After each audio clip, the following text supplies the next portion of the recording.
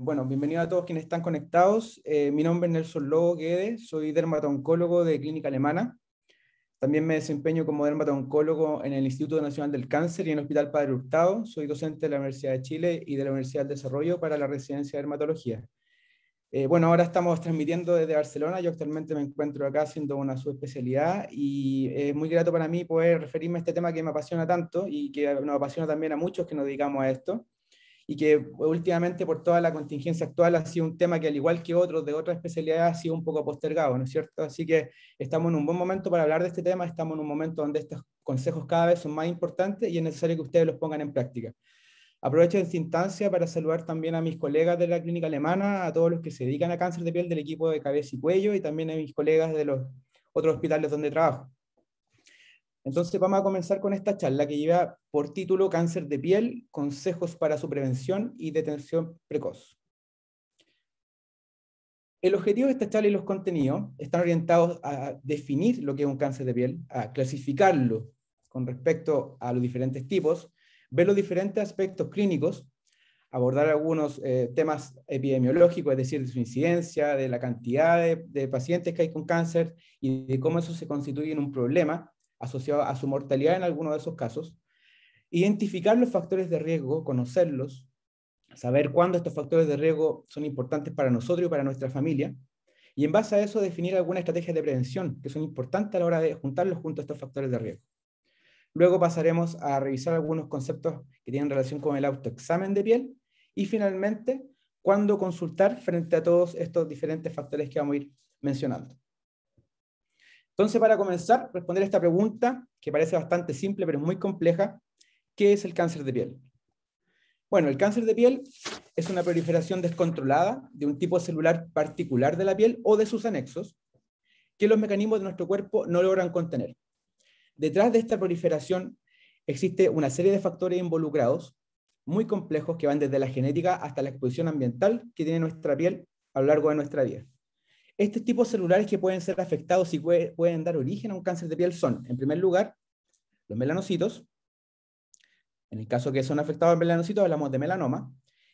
Células epiteliales, cuando se afectan hablamos de los carcinomas, y fundamentalmente estos dos tipos celulares se encuentran en esta capa de la piel, llamada epidermis, que es la famosa barrera cutánea, una capa que se recambia desde una base, desde una capa basal, y se van recambiando cada 30, 40 días.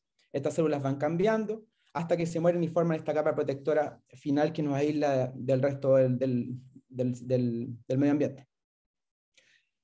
Otro tipo celular que también participan dentro de estos carcinomas son los que están localizados dentro de la epidermis, que son los queratinocitos maduros, las células basales, las glándulas y los folículos pilosos. Sin embargo, la glándula y los folículos pilosos dan origen a otro tipo de cáncer que son mucho menos frecuentes que los que le acabo de mencionar. Depósitos de linfocitos también en la piel dan origen a los linfomas, y finalmente células presentes en otros tejidos blandos o mesenquimales que forman los llamados sarcomas. Dentro de eso están los tumores que pueden aparecer de la grasa, el músculo liso, de los vasos sanguíneos. Pero los más frecuentes lejos son los que están localizados o que se originan en células que están localizadas en la epidermis, en los queratinocitos y en los melanocitos. Ahora, ¿cuáles son los tipos más frecuentes de cáncer de piel?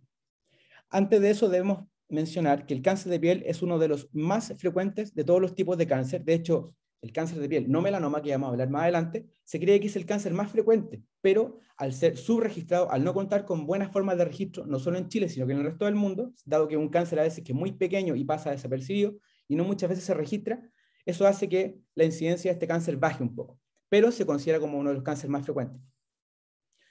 Dentro de esto, como les mencionaba previamente, el cáncer de piel más frecuente es el no melanoma. Dentro de estos, el cáncer vasocelular y el cáncer espinocelular o escamoso son los más frecuentes, siendo el carcinoma vasocelular 4 veces más frecuente que el carcinoma escamoso o espinocelular.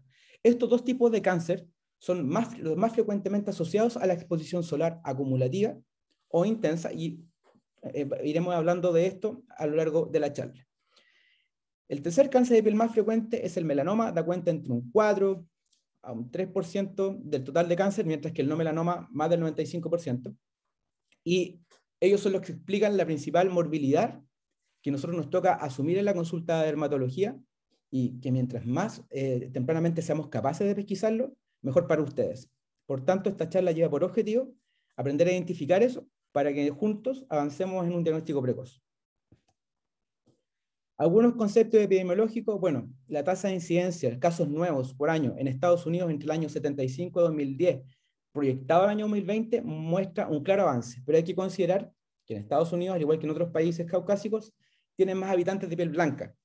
Y producto de diferentes motivos en Chile y en general en Sudamérica, carece de buenos registros de cáncer, de melanoma, para hablar de conceptos más claros con respecto a esto.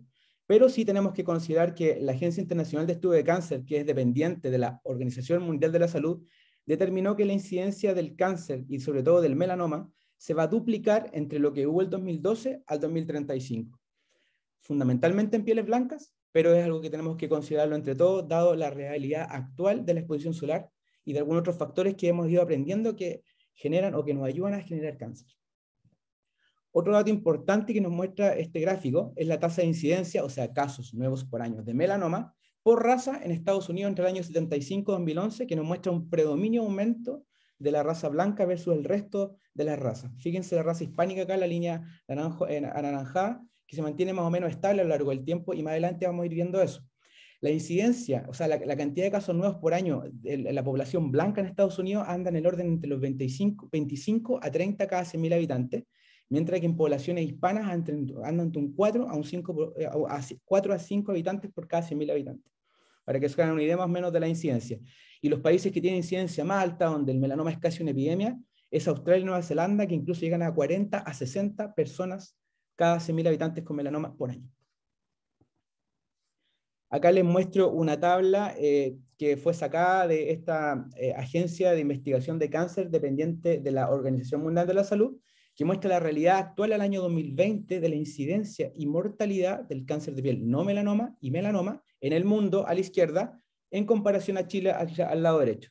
Y podemos observar que el cáncer de piel no melanoma, es decir, más frecuentemente el vasocelular y el espinocelular, se encuentra en el 7º lugar y tiene una incidencia de 7,4 cada 100.000 habitantes aproximadamente. Eso es lo que aparece en esta página al posicionarse en Chile, lo cual es bastante subdiagnosticado, probablemente hay mucho más, pero es para que tengan una idea de los valores actuales que aparecen en esta página y en lo oficial que disponemos, dado que en Chile actualmente no hay un registro confiable y desde el 2018 en adelante recién se partió con esto y hay muchas instituciones como en la que yo trabajo, que estamos y junto a muchos médicos que van a empezar a trabajar en esto progresivamente para tener mejores valores, saber cómo nuestra población se comporta y en base a eso tomar nuestras propias decisiones con nuestra población, no en base a lo que nos digan las guías en Estados Unidos o europeas, es algo que estamos al debe y que estamos trabajando en ello. Continuando con la idea, entonces, vemos el melanoma, que está en la posición 20 actualmente a nivel mundial y que en Chile tenemos una incidencia de 3 cada 100.000 habitantes y una mortalidad de 0,96 cada 100.000 habitantes. La mortalidad ha ido disminuyendo a lo largo del tiempo, no solo en Chile, sino que en muchos países porque lo estamos pesquisando antes. Y esto es muy importante. En varios lugares se habla hoy en día de la importancia que tiene la pesquisa precoz, dado que si nosotros somos capaces de llegar antes de que se profundice o que se ramifique, podemos mejorar la sobrevida de una manera muy importante, ¿ya? Eso con respecto a la epidemiología del cáncer de piel. Vamos a avanzar entonces ahora con algunas preguntas para hacer esto un poco más dinámico, más lúdico. ¿Cuál es su aspecto clínico? Esto es un mundo aparte. Fíjense, el carcinoma vasocelular habitualmente se presenta como una lesión en zonas fotoexpuestas, es decir, fotoexpuestas son zonas de nuestro cuerpo que habitualmente están expuestas al sol. Cabeza y cuello, dorso de mano, extremidades, hombros, dorso, escote en el caso de las mujeres, y habitualmente aparece como una mancha, como una placa levantada, como un bulto, que puede ser o no pigmentado, de colores café, café oscuro, negro, con tonos azulados, sobre las cuales pueden aparecer algunas costras y que pueden crecer de diferente tamaño, pueden ir creciendo o mantenerse en el tiempo del mismo tamaño. Habitualmente el carcinoma vasocelular habitualmente es mucho más lento en crecimiento, es más pequeño y tiende a ser una lesión que va creciendo, pero muy, muy lentamente. El carcinoma espinocelular, que es el segundo más frecuente, de acuerdo a lo que les comenté, vemos que también se puede manifestar de diferentes formas, como manchas más rojas, no pigmentadas, con costras, aquí son más pigmentadas también acá, aquí por ejemplo como una úlcera que aparece en la cara interna acá de la nariz, cerca de esta zona que se llama canto interno, entre la intersección entre el ojo y el dorso nasal. Fíjense que esta otra lesión muy característica también que se llama cuerno cutáneo, es un tumor grueso, con escama, con una costra central que va creciendo, generalmente de crecimiento progresivo, también en zonas fotoexpuestas, también puede aparecer en los labios, en pacientes que han tenido algunos antecedentes que vamos a ir viendo más adelante, o otros tumores más grandes en zonas fotoexpuestas, generalmente de crecimiento progresivo, o otros como estos que son crateriformes con un tapón central. O sea, la manifestación del carcinoma espinocelular o escamoso puede ir desde una mancha roja, ¿ya?, con escamación, hasta un tumor de estas características que les estoy mostrando acá. El melanoma, caso aparte, otro tipo de lesiones también pigmentadas en general. El melanoma también puede ser no pigmentado, también puede ser una mancha sin color, una mancha blanca incluso, una mancha que puede aparecer nueva en una zona previamente sana que no habían lesiones, o puede crecer sobre un lunar previo, ¿ya? Manchas muy tenues como la que ven en la nariz de este caballero acá, que apenas se ve con el dermatoscopio, o otras manchas que aquí ya nosotros empezamos a ver algunas estructuras que nos empiezan a llamar la atención incluso a ojo desnudo. Una mancha en un pie negra, intensa, de bordes irregulares que empieza a crecer, que el paciente no la tenía antes. Fíjense una uña, sí, el melanoma también puede aparecer en la uña. Los melanomas que le llamamos acrales, que tienden a aparecer en las extremidades, las manos o en las uñas, también pueden ser un problema y se pueden detectar precozmente si aprendemos a hacerlo. Por lo tanto, fíjense la heterogeneidad de tipo de lesiones que pueden aparecer en nuestro cuerpo, en zonas fotoexpuestas, en los pies, en otras zonas no tan, zonas más cubiertas que no nos damos cuenta en el día a día. Es ahí la importancia del autoexamen, de estarnos revisando y de valorar nuestro riesgo para decidir cuándo consultar. Entonces, habiendo ya definido el cáncer, viendo su epidemiología y viendo cómo podemos presentar, cómo se puede presentar clínicamente, vamos a hablar un poco de algunos factores o algunas características que nos permitan determinar si nosotros estamos en riesgo o no de desarrollar un cáncer de piel.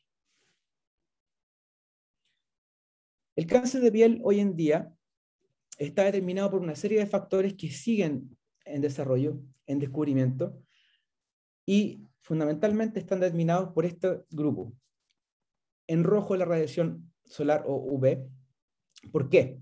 ¿Por qué en rojo? ¿Por qué así es exagerado? Porque es el principal factor conocido y modificable que en el cual nosotros podemos trabajar para prevenir un cáncer de piel. Hay otros factores que tienen también que ver con la expresión fenotípica. ¿A qué me refiero con eso? Con las características de nuestra piel que tienen que ver con nuestra genética y nuestra exposición ambiental, que vamos viendo a continuación. Nuestro tipo de piel, el número de lesiones que tenemos, el número de lunares, ¿ya? El medio ambiente, muy importante, agentes químicos como el arsénico, la radiación ionizante, que es parte de la radioterapia, de los exámenes que nos tomamos habitualmente, del viajar en un avión, del comer un plátano, muchas cosas tienen radiación ionizante, obviamente mucho menos importante que la radiación UV, pero cosas que vamos a ir viendo. Las camas solares hoy en día prohibidas por la Organización Mundial de la Salud, los famosos solarium. Se ha visto que hoy, desde el año 2009 la Organización Mundial de la Salud estableció que las camas solares son un factor de riesgo para cáncer y aumentan el riesgo hasta 75 veces, o 75% de aumento de cáncer. Algunos fármacos en los pacientes inmunosuprimidos, las heridas crónicas también, heridas que no cierran en un tiempo determinado, heridas de larga data, son lugares donde pueden crecer cáncer, sobre todo el cáncer de piel de tipo espinocelular o escamoso. Algunos factores genéticos también que condicionan nuestro tipo de piel, la historia familiar personal de un cáncer de piel tipo melanoma, también el cáncer de páncreas, pero fundamentalmente el melanoma, tanto de primero o segundo grado, alguna genodermatosis, es decir, algunas alteraciones genéticas, enfermedades que nos predisponen a tener cáncer. Por otro lado, la dieta también, que hoy en día está en boga con respecto a la vitamina D, también algunas cosas que vamos a hablar, y la inmunosupresión, también muy importante, también pacientes trasplantados, pacientes VIH, tienen más riesgo de hacer cáncer de piel, no melanoma y melanoma. La edad es un factor también muy importante, estamos viendo que el cáncer de piel empieza a aparecer entre los 40 años, 50 años en adelante, algunos más tardíamente que otros, el melanoma cada vez de forma más precoz, el melanoma más frecuente también esto es variable dependiendo de cada tipo de cáncer, no es como que uno pueda generalizar todas estas cosas, porque cada una de estos factores adquiere más o menos importancia para el desarrollo de cada uno de estos diferentes cánceres, pero en general el concepto que quiero entregarles es global, es como todos estos factores nos predisponen a tener cáncer y nos predisponen a tener un factor de riesgo que tenemos que asumir Y asumir eso significa acudir a control. ¿Cuándo? Vamos a verlo. Bueno, dentro de los factores de riesgo, uno de los más reconocidos y que tiene que ver con esta cosa genética ambiental que le hablaba son los fototipos, que es el tipo de piel, ¿ya? Tipos de piel que podemos ver acá se clasifican desde el 1 hasta el 6 y se refiere a la capacidad de la piel que tiene de quemarse frente al sol o de broncearse. Generalmente el fototipo 1 y 2, o el tipo de piel 1 y 2, que son estas pieles más blancas, de pelos pelirrojos, ojos azules, verdes, ojos claros, cabello rubio, que tienen pecas, son pieles que tienen más tendencia a quemarse, que siempre se queman y que esas quemaduras pueden ser bien intensas.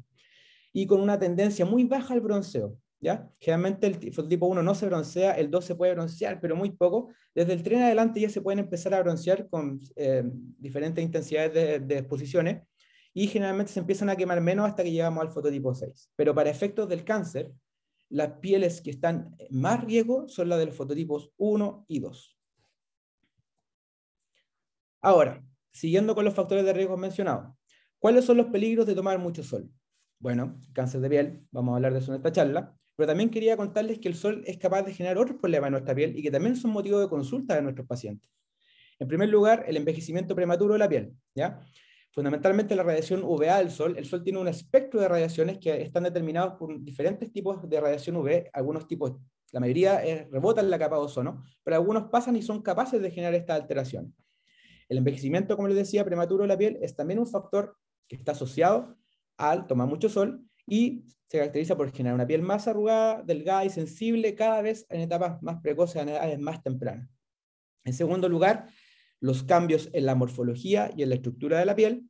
Pueden aparecer manchas, puede aparecer un adelgazamiento cutáneo que nosotros le denominamos atrofia, una atrofia progresiva, y esto se manifiesta como una intolerancia progresiva al sol. Los pacientes dicen, doctor, yo me quemo ahora con más facilidad que cuando tenía 20 años, 30 años.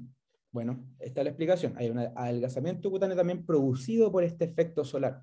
Y las manchas, que también son un motivo de consulta, empiezan a aparecer unas manchas que se llaman léntigos solares, unas manchas café más claras, marrones claras, que aparecen en zonas fotoexpuestas, fundamentalmente en la cara, en las zonas fotoexpuestas del escote, los hombros, en el dorso alto y en el dorso de las manos también y de los antebrazos. Esas manchas se pueden tratar también de forma cosmética, pero, y también nos van predisponiendo a ser un factor de riesgo para hacer cáncer de piel. En cuarto lugar, las quemaduras solares. Bueno, una quemadura solar fundamentalmente aparece con intensidades mayores de exposición o con tiempos prolongados, como vamos a ver más adelante, y se caracteriza por la aparición de un enrojecimiento, un hinchazón o edema, dolor o sensibilidad, y ya cuando es más extrema, vesículas o ampollas, que son como unas pequeñas lesiones con agua. Estas quemaduras solares, sobre todo cuando aparecen antes, en la etapa de la primera infancia, antes de los 18 años, se ha visto que es uno de los principales factores de riesgo para hacer melanoma.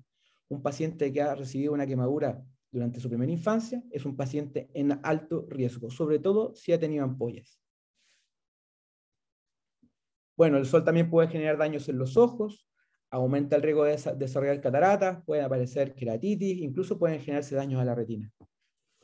Y el otro efecto, el sexto efecto, que también es provocado por el tomar mucho sol, son estos golpes de calor que también se conocen como insolación, que es un aumento de la temperatura central del cuerpo debido a un exceso de exposición solar o un exceso de calor. Ahora, hablando estrictamente de cómo la exposición solar se constituye en un factor de riesgo para cáncer, debemos entender que hay diferentes tipos de exposiciones y dependiendo de ese tipo de exposición es cómo se convierte en un factor de riesgo para generar los diferentes tipos de cáncer. En general, se cree, por los estudios actuales, que la exposición intensa intermitente, es decir, exposiciones muy fuertes por tiempos cortos interrumpidos, como las típicas vacaciones que uno se va una vez a la semana a la playa, o va a la piscina, o se queda dormido al sol. Esos tipos de quemaduras, sobre todo cuando se asocian a ampollas, y sobre todo cuando han ocurrido en la primera infancia, se han determinado, como les dije previamente, en uno de los principales factores de riesgo para desarrollar melanoma en la etapa adulta. Mientras que la exposición crónica moderada, es decir, exposiciones acumulativas a intensidad moderada, se habla de intensidad moderada o alta sobre los 30 minutos, pero eso es bastante relativo porque va a depender del momento del día, del lugar donde estemos de Chile o el lugar del mundo donde estemos. Recordemos que las alteraciones de la capa de ozono hacen que en el hemisferio sur llegue un poco más de radiación UV versus en el hemisferio norte. Bueno, ese es tema de otra charla, pero es importante considerar también los efectos o la manifestación del índice UV diario que hay en nuestra comuna o en el lugar donde vivimos, que a continuación les voy a mostrar cómo verlo. La exposición crónica moderada y el efecto acumulativo que esto genera explicaría más la aparición de los tipos de cáncer no melanoma en general. Pero lo que hay que llevarse para la casa de toda esta charla es que el sol es un factor de riesgo para hacer cáncer, tanto en su exposición intensa como en su exposición crónica más moderada, más leve. Acá algunos ejemplos de lo que significa una quemadura solar leve con un poco de eritema, típica quemadura de la piscina, ¿no es cierto?, de la playa, cuando uno se queda ahí conversando con los amigos, no se pone el protector solar, no nos ponemos debajo de la sombrilla, ya con algunas quemaduras más superficiales y con la aparición de ampollas, vesículas, y luego con la posterior descamación y recambio de esta piel que ya se quemó. Otro factor de riesgo importante, como les mencionaba previamente, es la edad. En general, el cáncer de piel aumenta sobre los 40-50 años, y algunos otros tipos de cáncer, como el carcinoma espinocelular o escamoso, el vasocelular, tienden a aparecer después de los 60 años, incluso algunos después de los 80 años, siempre en personas de pieles más blancas, fototipos 1 y 2, como les mencionaba previamente, pero hoy en día estamos viendo que aparecen todos los tipos de piel. La edad de aparición está siendo cada vez más temprana, por lo que también conversábamos, y en general el promedio del diagnóstico son los que aparecen acá. En los hombres, tanto para el cáncer de piel melanoma como no melanoma, entre los 59 a 65 años, y en mujeres entre los 60 a los 66 años. Continuando con los otros factores de riesgo que mencionábamos, esta expresión fenotípica de nuestra piel en respuesta a las interacciones entre genética y ambiente, vemos que los pacientes que tienen muchos lunares, en general más de 500 a 100, tienen un riesgo aumentado entre 7 a 10 veces más de generar un melanoma en su vida. En general, los adolescentes tienen alrededor de 15 neos y los adultos entre 20 a 40, ¿ya? Los neos o lunares también conocidos son lesiones que van apareciendo desde el nacimiento y que tienen su máxima expresión en la etapa entre los 30 años aproximadamente. De ahí en adelante, más del 80-85% de los neos tienden a aparecerse y después van disminuyendo en cantidad. Por eso es importante que cuando uno un paciente que no ha tenido muchos lunares, muchos neos durante su vida, tiene 50, 60 años y ve una lesión nueva pigmentada que está apareciendo, ojo, ¿ya? Léntigos solares múltiples o manchas son estas que conversábamos, que aparecen, ahí tenemos una foto de los neos, de los lunares, tenemos fotos de los léntigos, que son estas lesiones marrones más claras, de bordes irregulares, que tienden a aparecer más tenues si se dan cuenta, que tienden a aparecer sobre todo por exposición solar en las zonas fotoexpuestas. Tienden a aminorar un poco su coloración una vez que uno deja de exponerse al sol, pero tienden a aumentar con la exposición. Y finalmente, la historia personal de melanoma o cáncer de piel no melanoma también es un factor muy importante para el desarrollo de otras lesiones. Y en general, estos pacientes que les estoy mostrando acá son de alto riesgo y deben acudir al dermatólogo por lo menos una vez al año, como vamos a ver más adelante. Como ya les comentaba, otro factor de riesgo ambiental muy importante son las camas solares UVA, también conocidas como solarium. Recordarles que la Organización Mundial de la Salud, el año 2009, la estableció oficialmente como un carcinógeno, como un factor de riesgo para cáncer de piel, y se ha visto que incluso puede aumentar cuando, sobre todo, han sido utilizadas antes de los 35 años, puede aumentar hasta un 75% el aumento de cáncer o el diagnóstico de cáncer en etapa adulta. Así que están prohibidas, ojo, no lo hagan. La radiación ionizante, bueno, este otro concepto que está en estudio. En general se habla de que la radiación ionizante uno debería recibir la menor cantidad posible a lo largo de la vida. El efecto que tiene la radiación ionizante en la piel es un efecto que ellos le llaman estocástico. ¿Qué significa eso? Que no depende de la dosis que uno reciba, no se sabe mucho.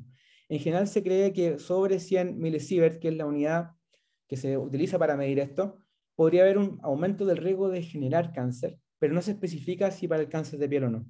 Pero es importante considerar, por ejemplo, que un examen como el PET, que se utiliza mucho, una tomografía especial para la evaluación de carcinoma, de metástasis, cada examen tiene un asociado 20 milisieverts, o sea, más de 5 PET al año ya es un riesgo para nuestra salud, así que es importante considerar esto a la hora de pacientes que les gusta tomarse muchos exámenes o que hacen exámenes a veces de forma innecesaria, hay que estar atento a eso, ¿ya? Sin embargo, esta información hay que tomarla con objetividad, es algo que no lo entendemos todavía, pero que hay que considerar que ahí está y que probablemente en el futuro vamos a ir aprendiendo un poco más de esto.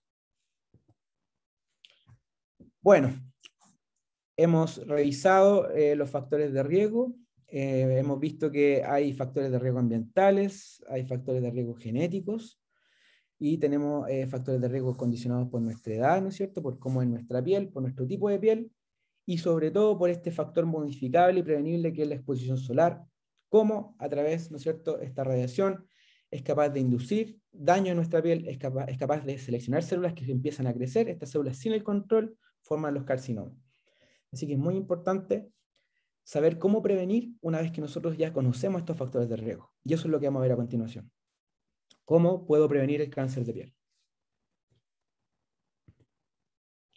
Bueno, en primer lugar, la famosa protección solar.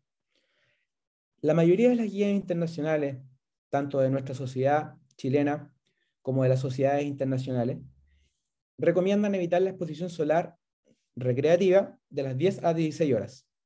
Es decir, la exposición solar de la playa, de la piscina, del deporte, sin la protección adecuada. Generalmente debemos preferir la sombra, a toda hora, cada vez que podamos. Y también tenemos que tener cuidado con el reflejo del sol en el agua, en la arena y en la nieve. En épocas invernales, la gente que le gusta ir a la nieve, el sol refleja casi en un 85% de vuelta, entonces nos estamos quemando por la radiación directa del sol desde arriba y desde lo que refleja de la nieve hacia nosotros. Así que es muy importante extremar los cuidados en todas las personas que tienen estos hábitos. Además, hay que considerar que cada aproximadamente 1000 metros sobre el nivel del mar, la radiación solar aumenta casi un 10%. Por lo tanto, la mayoría de los campos de esquí en Chile están sobre los 3000 metros, 3500, ahí la radiación tendría a aumentar entre un 25, incluso hasta un 30%. Por eso que las medidas deben ser aún más extremas en esos pacientes, sobre todo también los pacientes que les gusta hacer trekking, escalar cerros.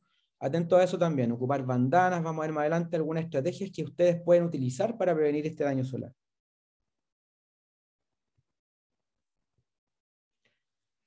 Alguna información útil acá para que vean algunos valores índices de radiación UV en Chile al mediodía, según las estaciones del año. Fíjense, enero, febrero, diciembre.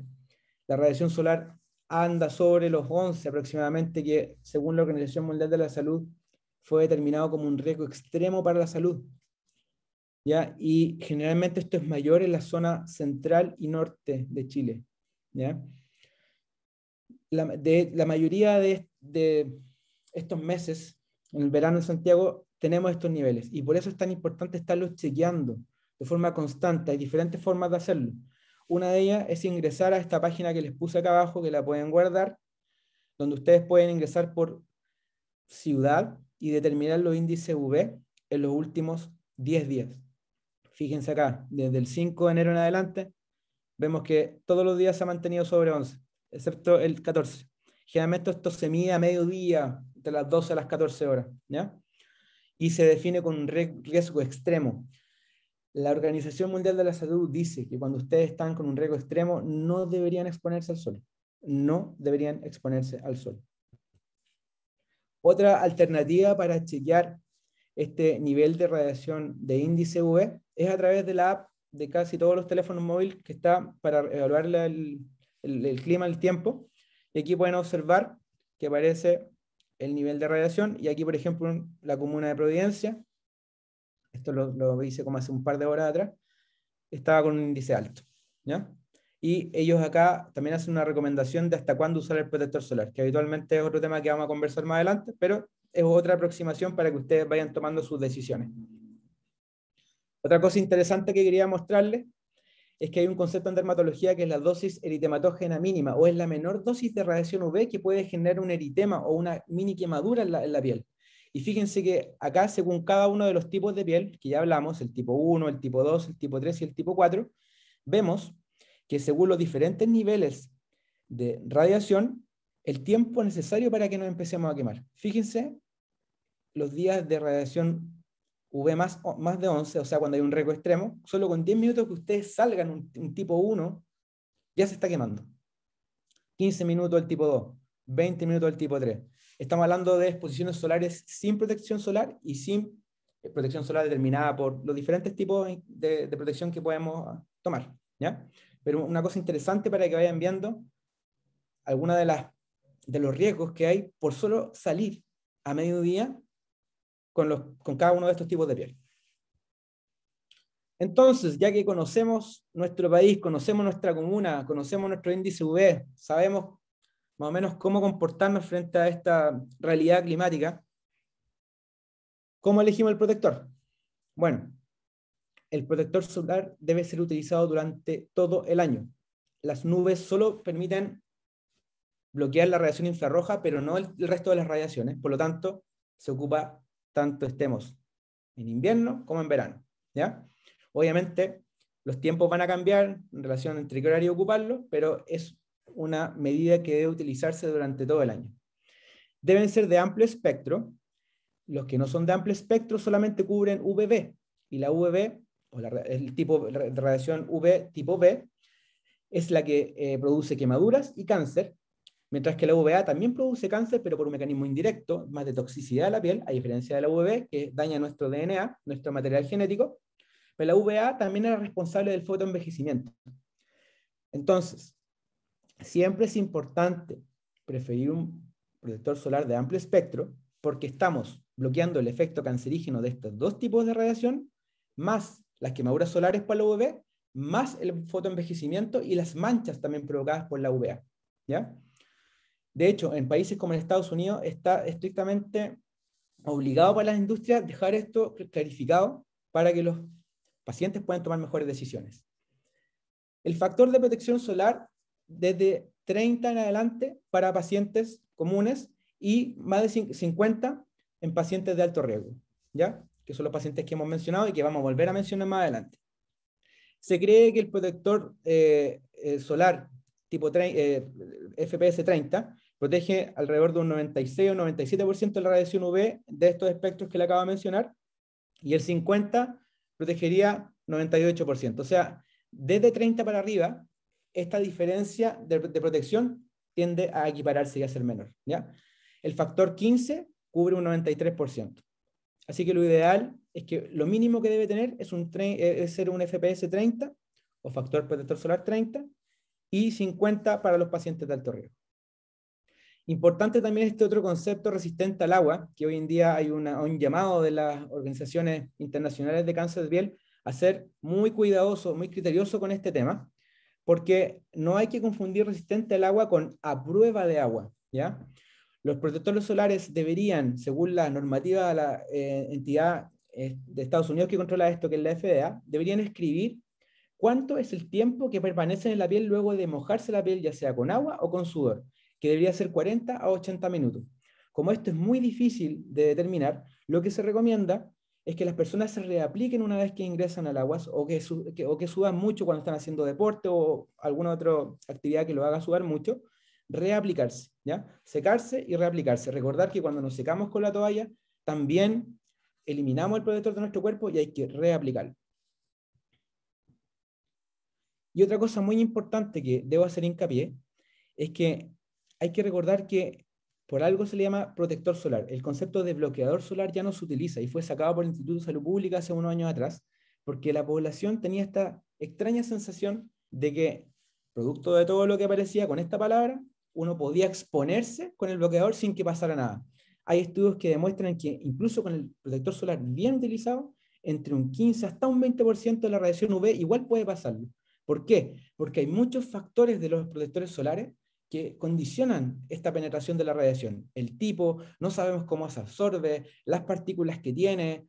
Ahí hay un montón de otros temas que no voy a entrar ahora, que tiene que ver con la parte química o mineral de esto. En general, las partículas minerales son más grandes y versus las químicas que se ha visto que pueden penetrar en la piel. Y hay todo un tema con respecto a eso. Yo más adelante les voy a dejar un sitio en internet donde ustedes pueden consultar cada uno de los protectores solares con su marca y pueden saber un poco más de cómo penetran, de cómo ayudan y de la recomendación que se le hace para su uso.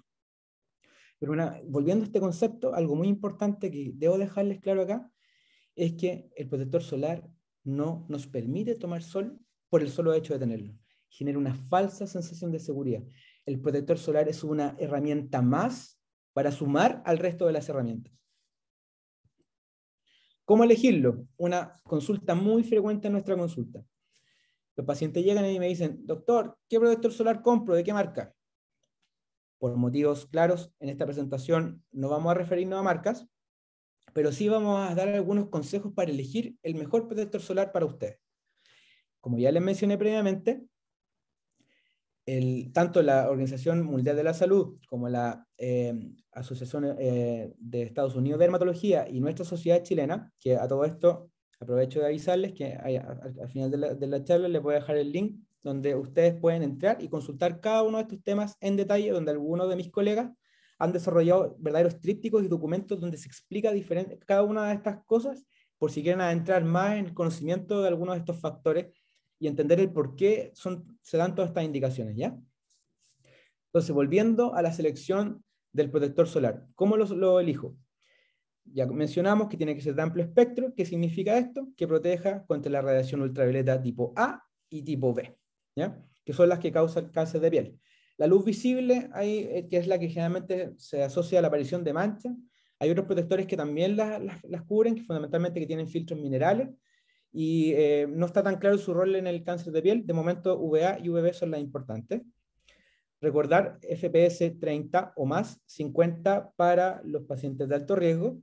Y este concepto de resistente al agua, tenerlo con cuidado, saber que no hay que confundir con la prueba de agua y reaplicarse cada vez que uno entra al agua en la piscina, en la ducha, en la playa, qué sé yo, y también después del deporte en el caso de mucha sudoración. Ahora, otra consulta frecuente que siempre nos hacen es, ¿cuánto me aplico? Bueno, la Sociedad Americana de Dermatología recomienda un vaso de tequila o lo que quepa en la mano. Nuestra sociedad lo ha llevado a algo un poco más simple. Es como lo que cabe en una onza. Nosotros hablamos de la regla de la cuchara de té. Sería una cuchara de té en la cara, una cuchara de té en el tórax anterior y una cuchara de té en el tórax posterior, una cuchara de té por cada extremidad superior y 2 cucharadas de té por cada extremidad inferior. ¿Ya? Ahí tienen algunas de las diferentes estrategias sobre cuánto utilizar. Es como lo que uno habitualmente debería utilizar en las zonas fotoexpuestas, que no cubrimos con otras estrategias protectoras, que vamos a hablar a continuación.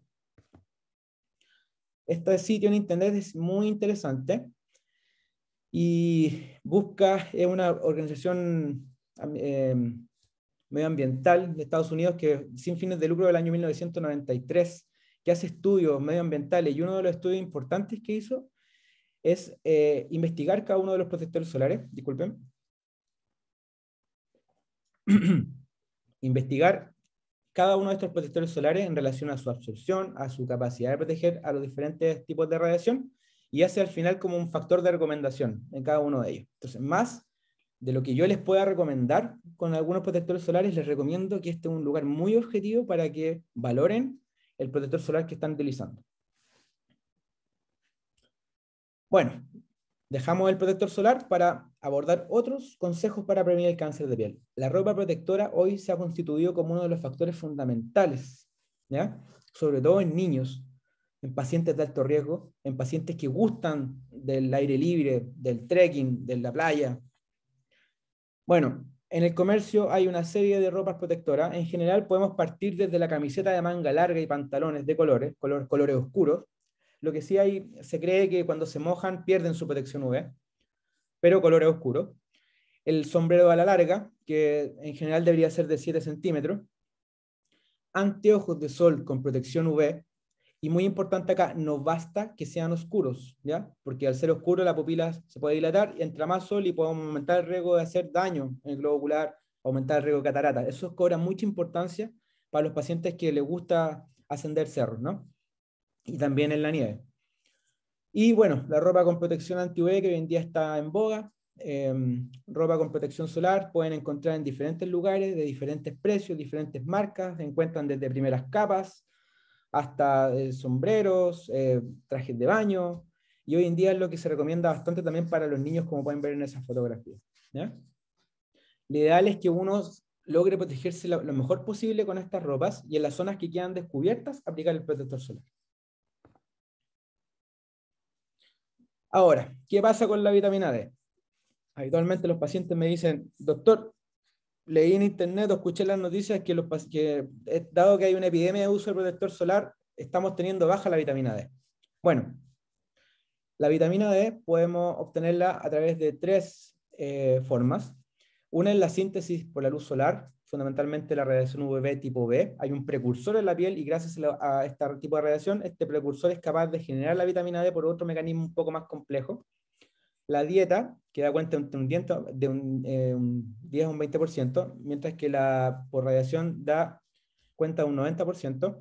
Y los suplementos vitamínicos que hoy en día no está tan claro su verdadero rol, ¿ya? En utilizarlo se cree que sería más útil en pacientes que tienen factores de riesgo para hacer déficit de vitamina D, más que en todos los pacientes que no se están exponiendo al sol.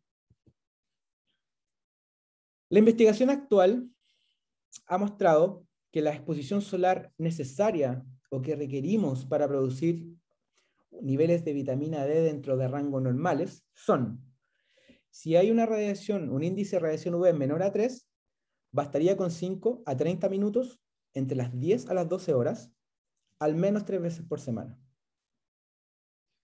Si el índice de radiación UV es mayor a 3, basta con salir de casa pocos minutos al día de forma diaria. Esa es la recomendación oficial. Esos pocos minutos podrían variar, pero con 5 a 10 minutos, bien.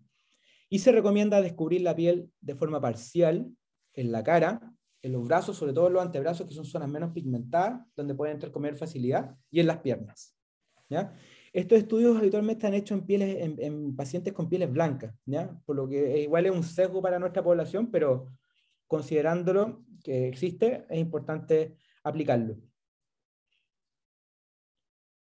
Ahora, la suplementación oral diaria, en general, el requerimiento de los lactantes de 0 a 12 meses es de 400 unidades internacionales, 10 microgramos, por eso que los niños tienen que utilizar estas gotas de vitamina D el primer año de vida. Niños mayores de 1 año, adultos hasta los 70 y embarazadas, su requerimiento es de 60 unidades internacionales por día, mientras que los mayores de 70 años es de 800 unidades internacionales por día. Junto con esta exposición fisiológica o más o menos normalizada al sol para la producción de vitamina D, también se hace un llamado a mantener una dieta rica en alimentos que tengan vitamina D. Dentro de ellos son los pescados grasos, salmón, atún, la caballa, el bacalao, aceite de pescado, yema del huevo.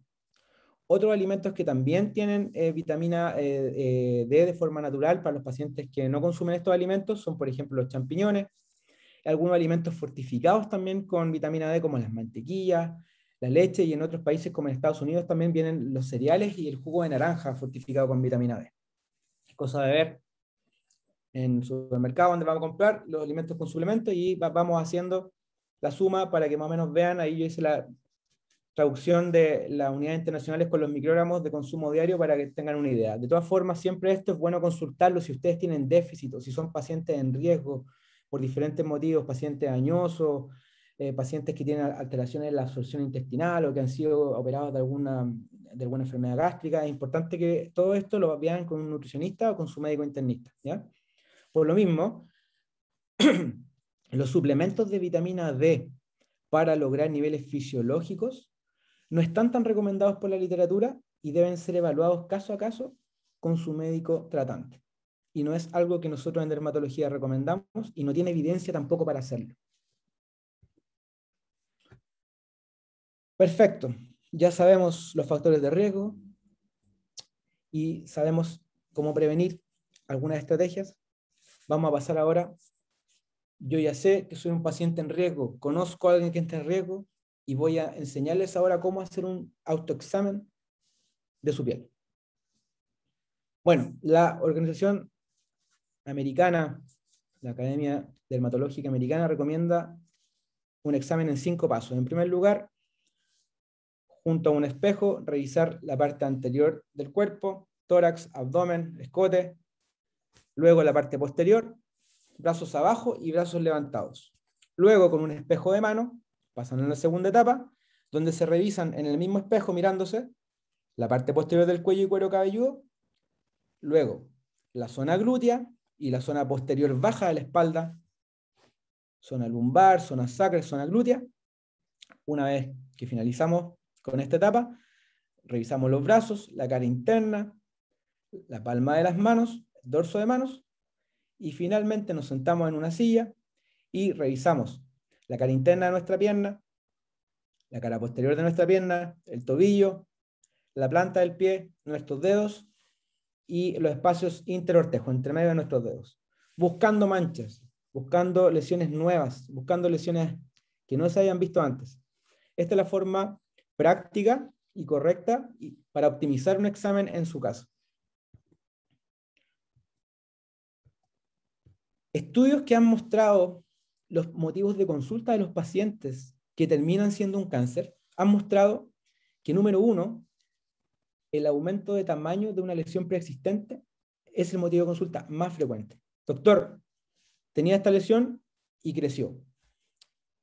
Se ha visto que ese es el principal motivo de consulta. Pero también hay otro tipo de consultas que generan la sospecha y que terminan en una consulta dermatológica y en un cáncer de piel.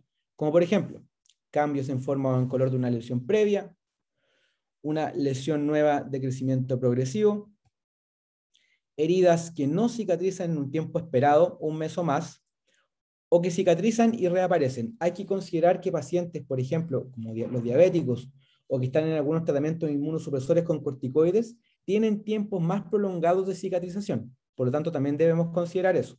Pero cualquier herida que ustedes vean que no cicatriza en un tiempo esperado y que se está demorando mucho y que no cierra o que vuelve a aparecer, consultar. Y algunos síntomas persistentes asociados, como el prurito o picazón o comezón, ardor o alguna lesión que es sangre, que tenga una hemorragia espontánea o sin traumatismos previos.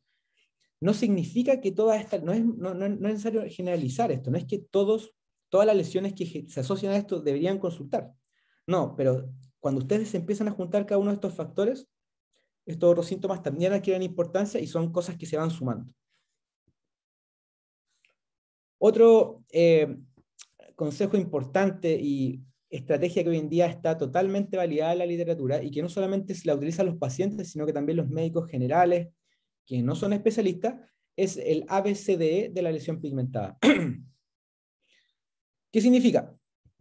Bueno, es un acrónimo que hace referencia a 5 características que una lesión puede tomar y que frente a ello nosotros debemos sospechar un posible o algo que no esté funcionando bien o una posible lesión que podría terminar en un cáncer de piel. No siempre es así, pero es una herramienta más para que ustedes tengan. A, da cuenta de asimetría. Si ustedes parten esta lesión en 2 o en 4, fíjense, si la parten en 2, esta parte no es un espejo de esta otra. O sea, aparecen zonas que son diferentes en los diferentes cuadrantes. Los bordes irregulares, mal definidos, edentados, algunos sobresalientes o zonas como mordisco, ¿ya? Que no son regulares. Color, 3 o más colores, tonalidades de café diferentes, colores negros mezclados con tonos azulados, rojos, aparición de tonos blanquecinos. Atento. El diámetro, más de 6 milímetros se consideran lesiones que podrían dar problemas por un tema estadístico. La Sociedad Americana propone hacer la analogía a la goma de un lápiz de mina, que mide 6 milímetros.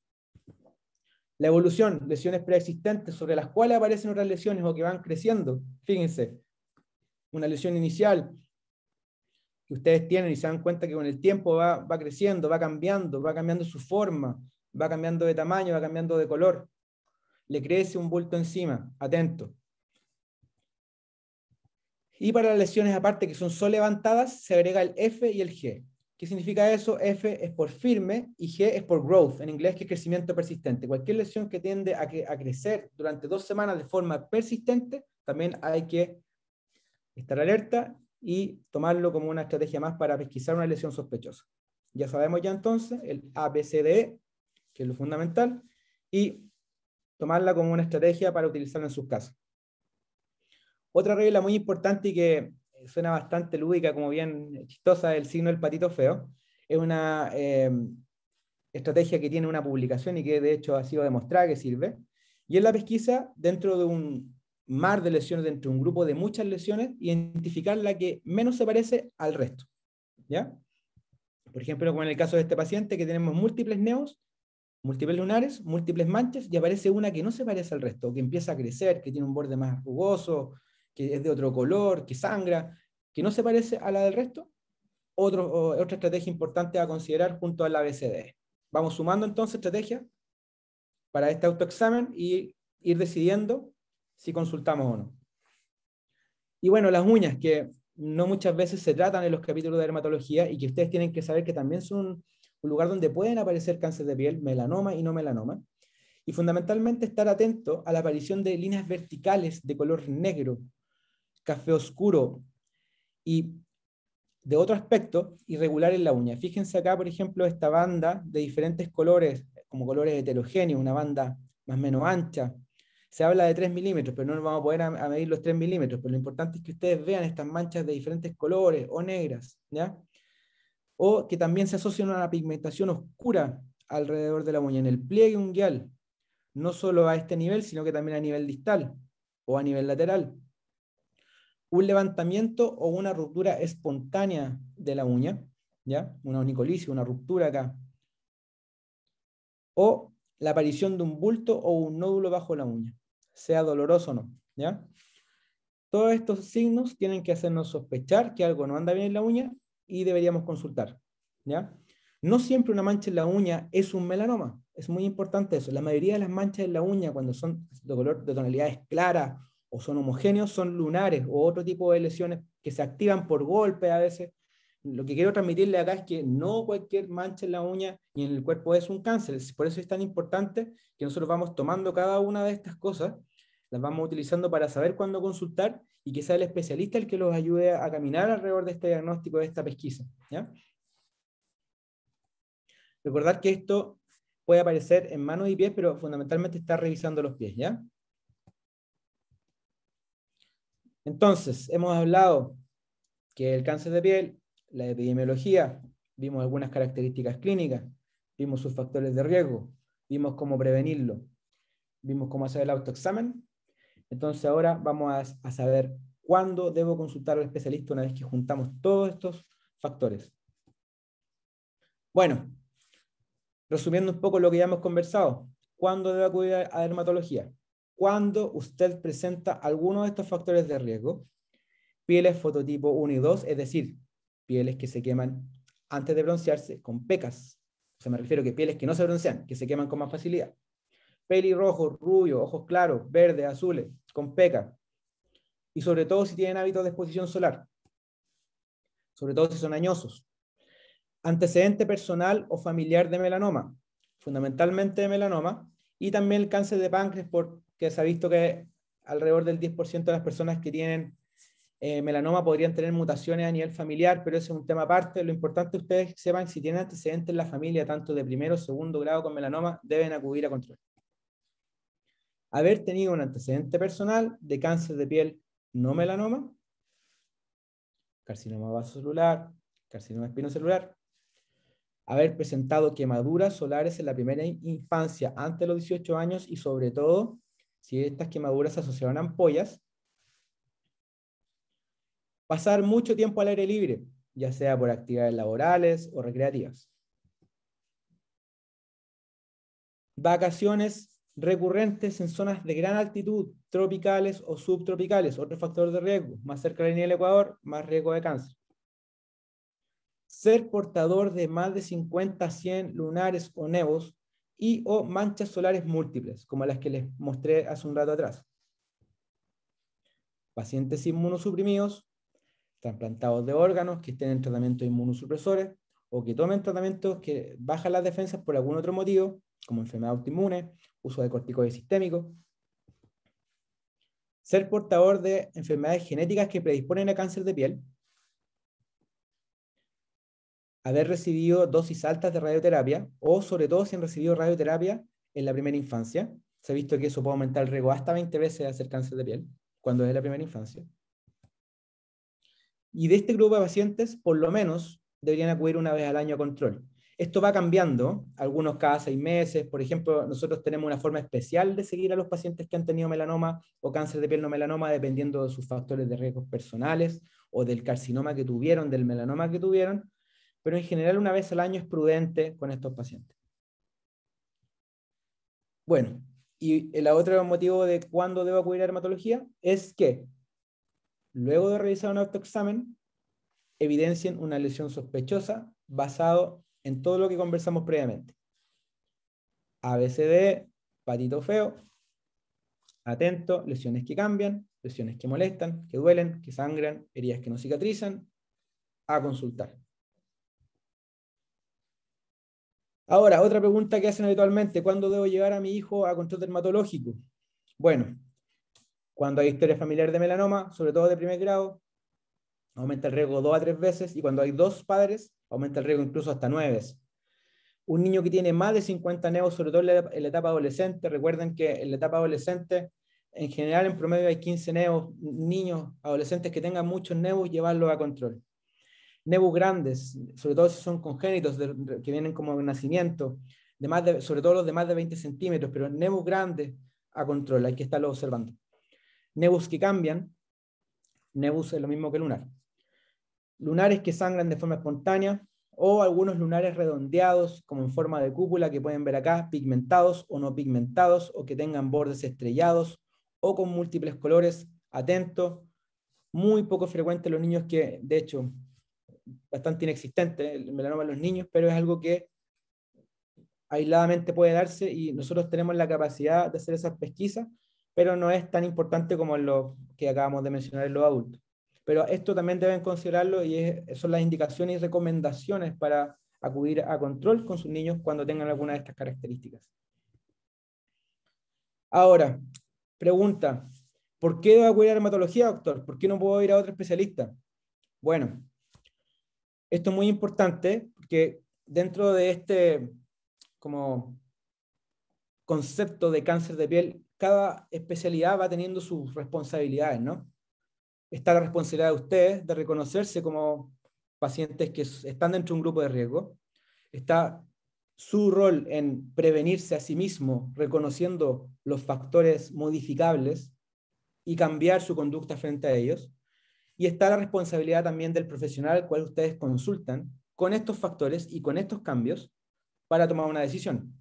Y como ustedes pueden ver acá, el análisis sin nuestras herramientas es muy difícil para determinar de una forma objetiva frente al tipo de lesión a la cual estamos enfrentando.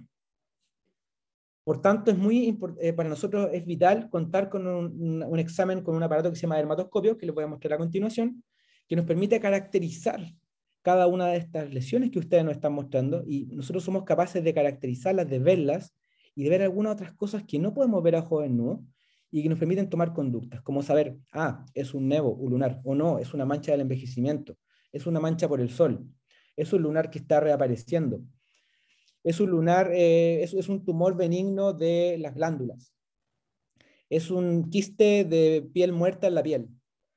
Entonces, eso nosotros somos capaces de hacerlo con nuestro examen, y nos ayuda a evitar tener que hacer procedimientos innecesarios en su cuerpo, como sacar biopsias innecesarias o sacar lesiones que no corresponde sacar por un tema de pasatiempo.